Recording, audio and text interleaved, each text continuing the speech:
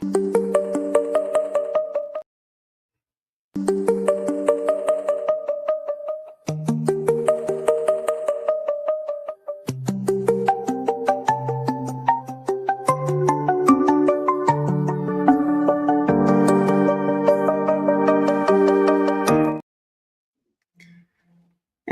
welcome to another edition of Channeling Sessions with Starseed Lø Lø.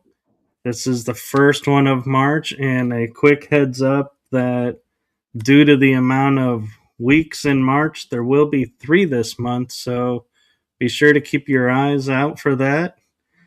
And with that said, I'm going to turn it over to Laura Ferguson, aka Starseed Lø Lø. Hi, everyone. I'm ready, if you are. I'm ready. All right, let's do it.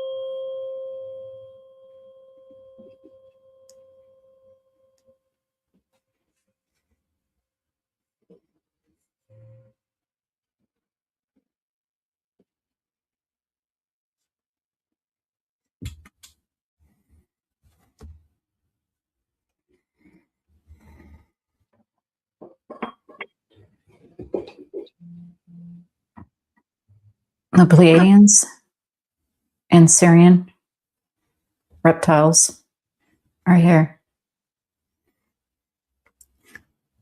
Welcome. Thank you. What would you like to share with us today? First and foremost, the Sirian reptoids or reptilians are in the caves in another dimension under what you would call Syria.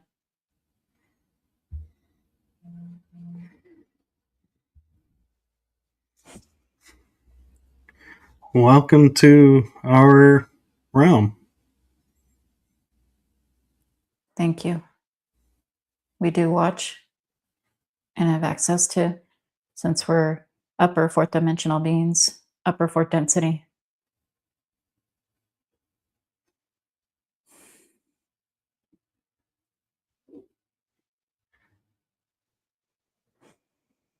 Today, us with the Pleiadians want to speak about the Orion Wars.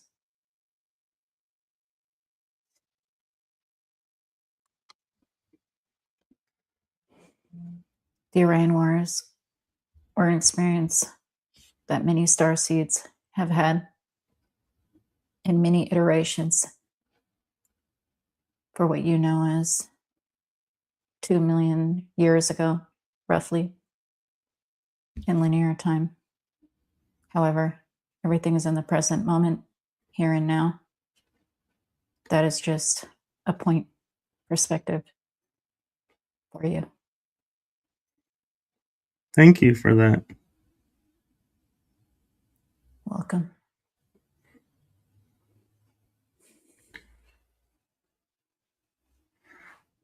What can you share with us about the Orion Wars? It is consciousness, experience itself, and potential energy. The Orion constellation has upwards of over 100 planets and even hundreds of moons. Most of those planets do have complex life, nearly 84 plus and counting. Therefore, Orion is very important in the awakening of human history in this version of Gaia. That is one reason why you see it in archaeoastronomy, such as pyramids, buildings, rock formations, and more.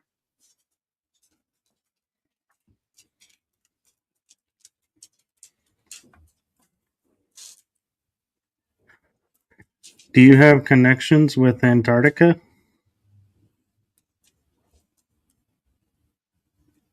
We do, as far as a base, you mean? Yes. There's an active base there under the ice, tunneled with technology. It's roughly 70 degrees Fahrenheit. Therefore, the SSP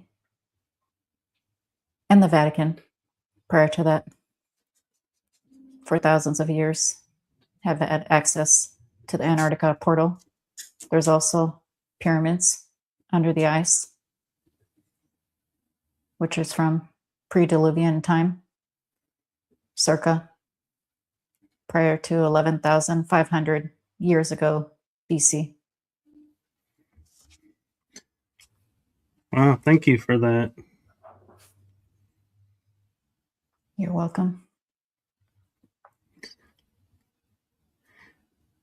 If I may ask for purely reference, what role was your cultures in the Orion Wars?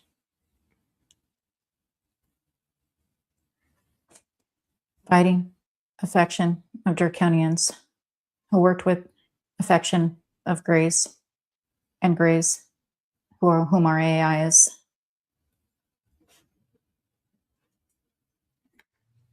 Well, we thank you for your role in that. You're welcome, as you were there as well.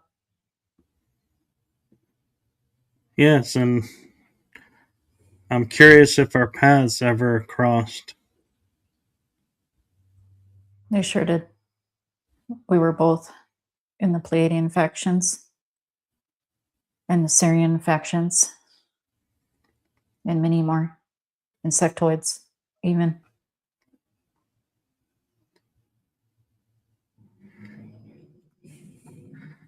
Are you playing a role in awakening those star seeds and hybrids and those in the SSP that were a part of the Orion Wars? Yes, since your veil is thinning and this is a reality you starseeds have chosen, you're remembering these memories. They are real experiences.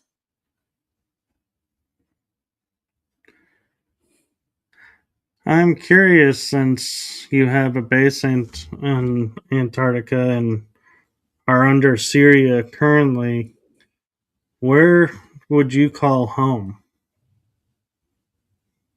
Source. We are from nowhere and everywhere. Ultimately, we are source, all from source. That is our home. Roughly 98% of your consciousness is still on the other side, as you say.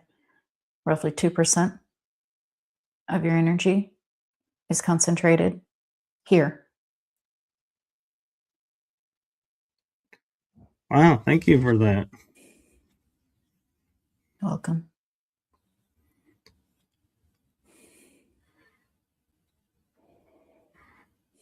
Are you here sharing the Orion Wars with us?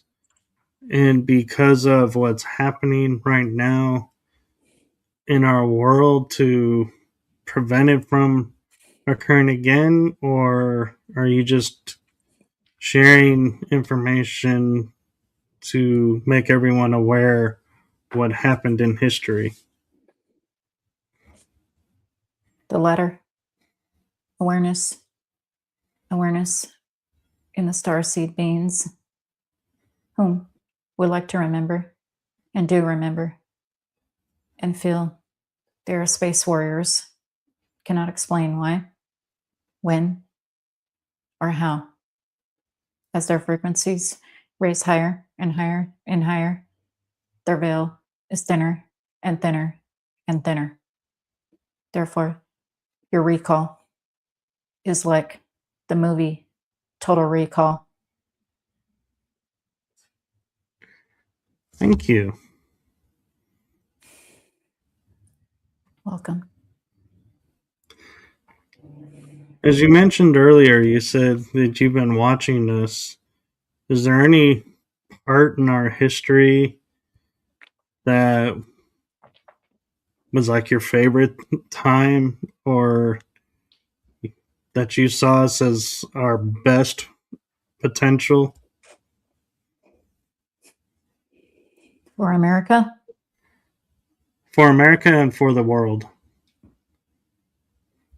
Revolutionary War, 1775-ish timeframes, was a large reset for what you call America, which is just an idea.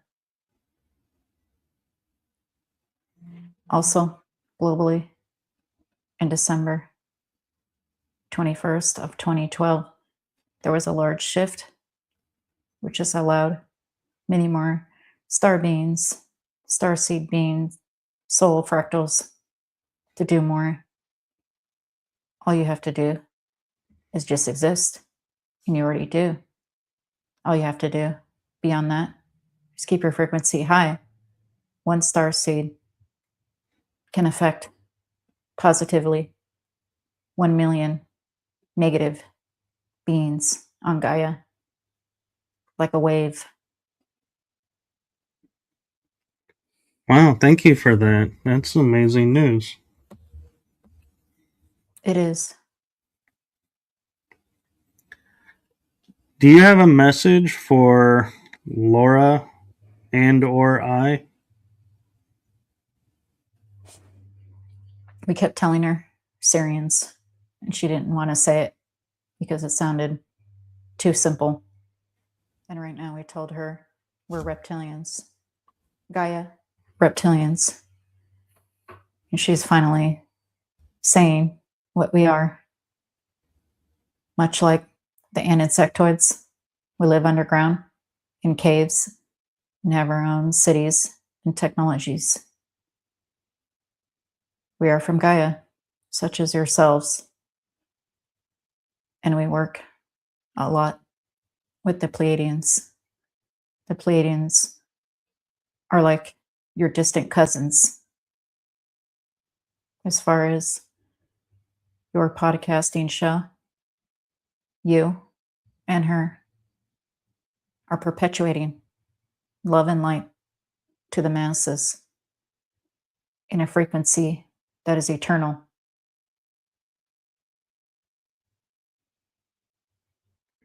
Well, that is our goal.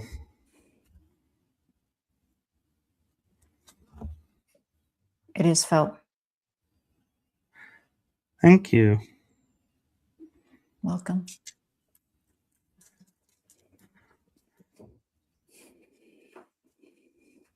I'm curious with your work in, helping us remember our past.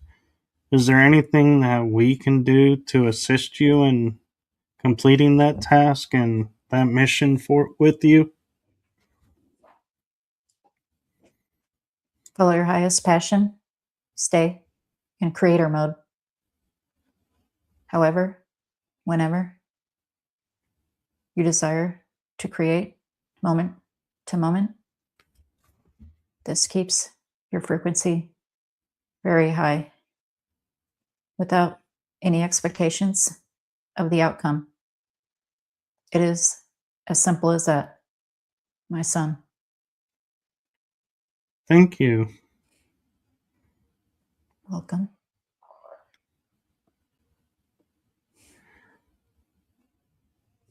You mentioned living in caves and such. Is that what we would consider here on where we are in our realm, the inner earth realm?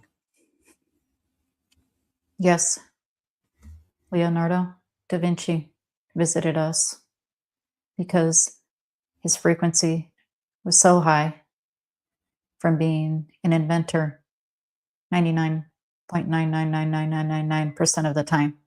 Therefore, he shapeshifted in inner earth Is that where he got the insight and information for the Vitruvian Man and the helicopters? Yes, and many more, such as a tank and other flying machines. They said he was missing for something like 2 years. For him, it was 5 minutes because our reality works different and our experience of time and our bodies are different and much faster. Thank you. Welcome.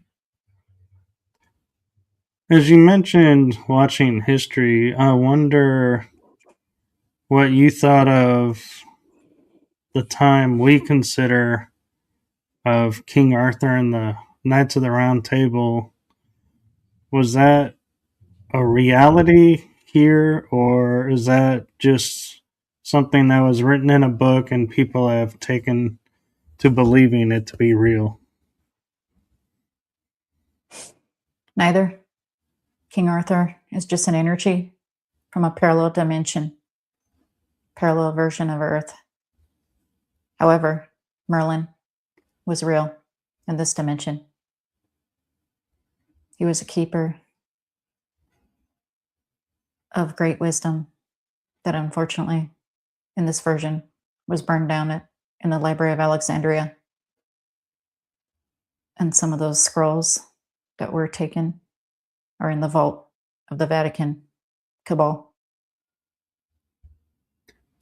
Do you feel those will ever be released to the public, or are they going to be lost to history? Just like the library in the Sphinx, it does not matter because you have it within you. The magic, the knowledge, the wisdom is slowly being uncovered nonetheless. Therefore, it's a moot point.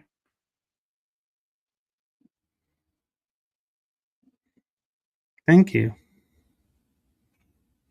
Welcome.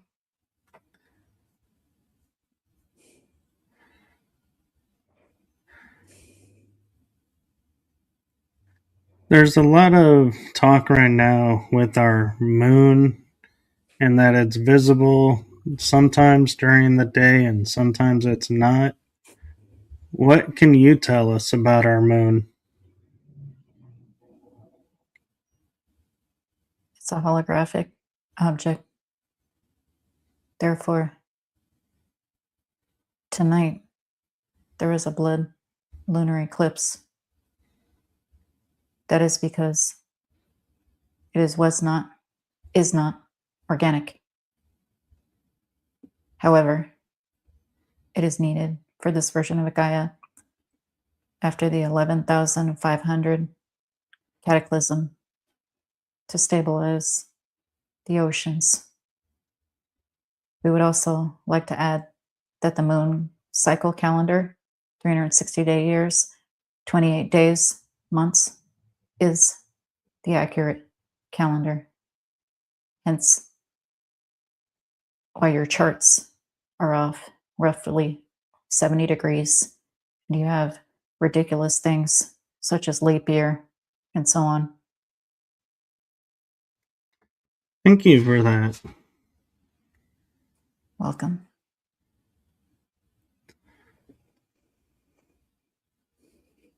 Can you share more of what the impact and energy to be expected from the blood moon?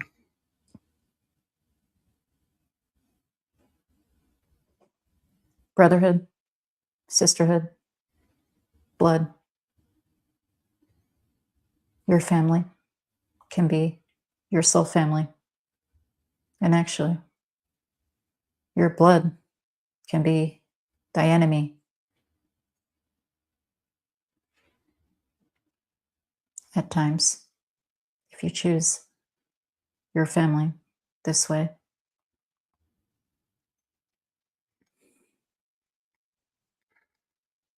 Thank you.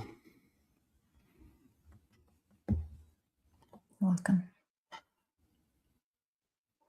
I have a curious question for you, if I may ask. Okay. Pleiadians are on standby to answer. Is there a significance to the blood moon happening just as we enter the year of the fire horse? Only because you say it is in your consciousness within the collective. Only because you say it is. There are immense changes within, which reflect without in the collective. Therefore, fire is cleansing. And in order to have the new, we have to burn down the old. Thank you. Welcome.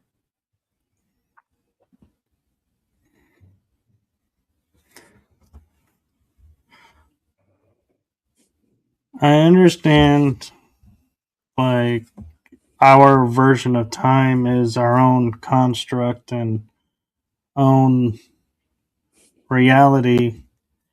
When you enter our reality, do you take on our time, or do you stay in your design and perception of time? If we jump in your reality and use a cloak or cloaking device to look different or be invisible, as you say, we experience time as you do temporarily.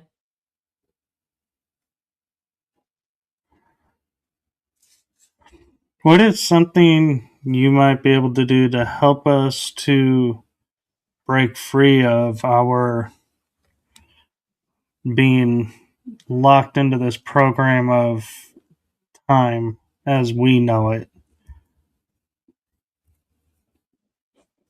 The future, the past do not exist.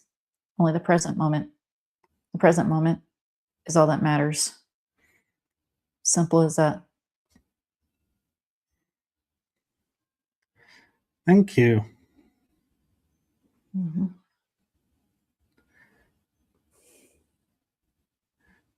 Since the Orion Wars have ended, or so we feel they have ended, I'm not quite so sure about that right now, but have you given up space travel and been staying here with us, or do you still continue to do space travel? Both. Since we are in the thousands, depending on our desire, we can do both. I am speaking as a commander, and I've done both. This is Assyrian. The Pleiadians, same. Except for the Earth Pleiadians are no longer here and were wiped out with Atlantis destruction, Tiamat being blown up. Thank you for that. Welcome. Being in what we consider inner Earth and being on our Earth realm, so to speak, how different is it when you interact with your fellow space travelers? Is there a big difference, or do you still remain the same and you're blocked from aging or changing as we do due to the Earth time that we live in? when we are dimensional traveling.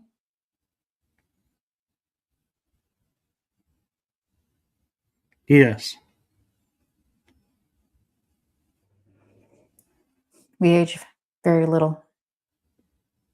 It also depends if we shapeshift to have a body within that reality. If we shapeshift to cloak, it would take years for us to age a little in the perspective. Therefore, we live hundreds of years. And I have personally watched and been in the Revolutionary War. Thank you for your service. You're welcome. I was cloaked to be human. We are approaching the time limit for today, and since you were at the Revolutionary War, I do have one question for you that has been interesting to me and a friend of mine, and that is, were you or do you know who visited George Washington that helped at Valley Forge and brought about a change in the army and brought about our freedom? Yes, Abraham Lincoln, another version of him as a fractal. Thank you. You're welcome. Does that help? It does, and I think you will find that information very interesting. Yes. He is very special. And he is telling us he loves America still. And he's laughing. I think I know why. You know why he's laughing? Yes. Why is that? Oh, with what's going on in our country today, that I don't think any of our founding fathers ever thought we would ever be having what's going on in our country right now. He says no. However, he says stick around a few decades. It's going to be a whole new world, kid. Oh, well, thank you. And maybe later on he can share with me what he was laughing about then. He was laughing about the cherry tree story. Oh, yes. With Washington. He said something like that. Doesn't matter. And the things they put in history books are ludicrous. I can agree with that.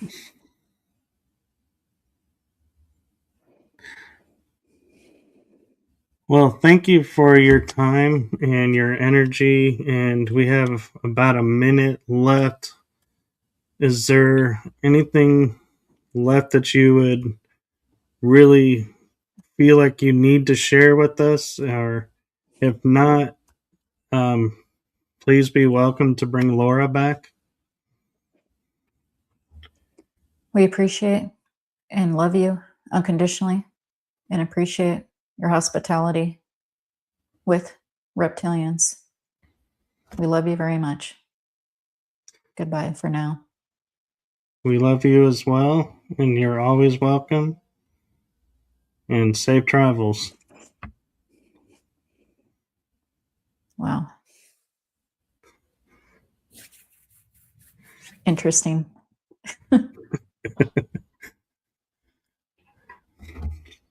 Yeah, there was a lot of interesting information came through. I'm speechless. I am too, actually. And so, is there anything you want to say to everyone before we end the feed and get ready for our return in 2 weeks? Not really, other than the fact I'm a little shocked that Lincoln came through. And that's pretty much it. I know exactly how you feel about that. Kind of, yeah. Well, thank you, Laura, for doing this with us and sharing your gifts with us. And thank you so much. You're welcome, Michael. And I look forward to next time. Yes, we'll see everyone in 2 weeks. Until then, have a wonderful day and enjoy your week and live each day with the fullness of hope. Exactly. Bye for now. Bye-bye.